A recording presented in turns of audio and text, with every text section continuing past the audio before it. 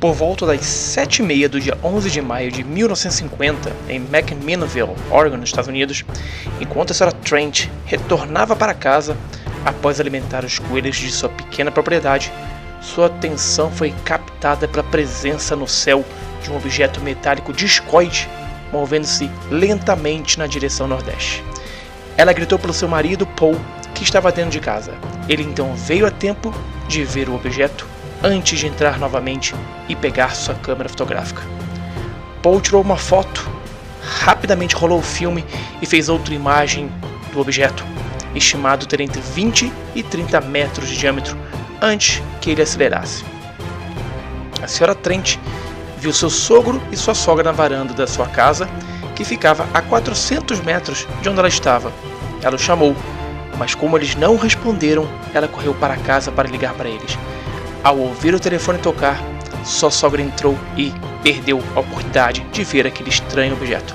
Mas o Sr. Trent ainda conseguiu observá-lo antes de desaparecer.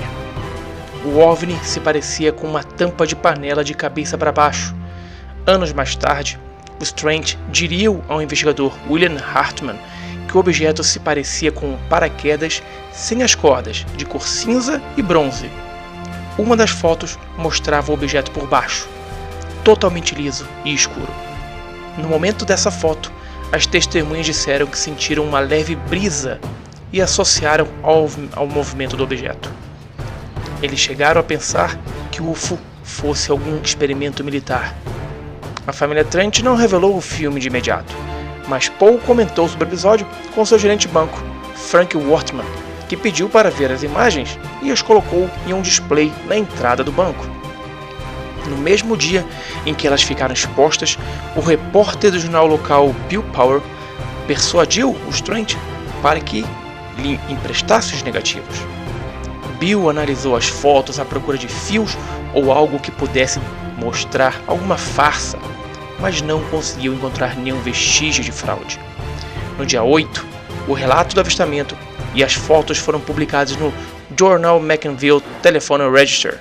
No dia 10, o International News Service veiculou a história para o mundo todo.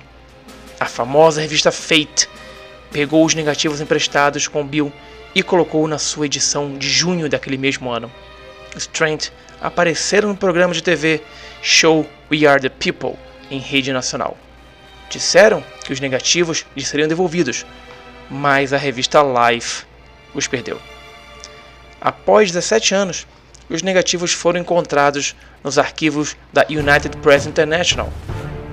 Esses negativos haviam sido emprestados para William Hartman, que estava investigando o caso para o Comitê Condon, um estudo patrocinado pela Força Aérea dos Estados Unidos e liderado por Edward Condon. Depois, os negativos foram novamente devolvidos para a UPI, United Press International. Em 1970, Philip Bladin, editor do jornal McMinnville Telephone Register, a pedido da família Trent, solicitou os negativos de volta, já que a família jamais recebeu um centavo pelos direitos autorais das publicações das imagens. A UPI os devolveu, mas Bladini não disse mais nada. 5 anos depois, o pesquisador Bruce Maccabee encontrou as fotos nos arquivos do Register quando começava sua própria investigação sobre o caso. O pesquisador comemorou o fato de que as fotos estavam perdidas entre 1950 e 67, pois ficaram protegidas e com uma boa qualidade. Os Trent disseram que semanas após o avistamento foram visitados por agentes da Força Aérea e do FBI, que lhes fizeram muitas perguntas. Bill Powell confirmou parte da história para Maccabee, dizendo que 2 semanas após a publicação no jornal, 2 pessoas vestindo roupas militares requisitaram o negativo das fotos e nunca mais as devolveram. As fotos atraem a atenção porque, ao contrário de muitas outras imagens de OVNIs, o objeto não mostrava luzes borradas ou desfocadas, mas sim algo estrutural, artificial, tangível. Consequentemente, os investigadores estavam diante de uma faca de 2 gumes. As fotos eram falsas ou a verdadeira e maior evidência da existência de objetos voadores extraterrestres em nossos céus. Se autênticas, seriam realmente uma prova mais do que suficiente para afirmar a existência desses seres que nos visitam. Para o desgosto dos céticos, entretanto, os investigadores não conseguiram encontrar nada que comprovasse uma fraude. O casal nunca recebeu nenhum dinheiro por elas.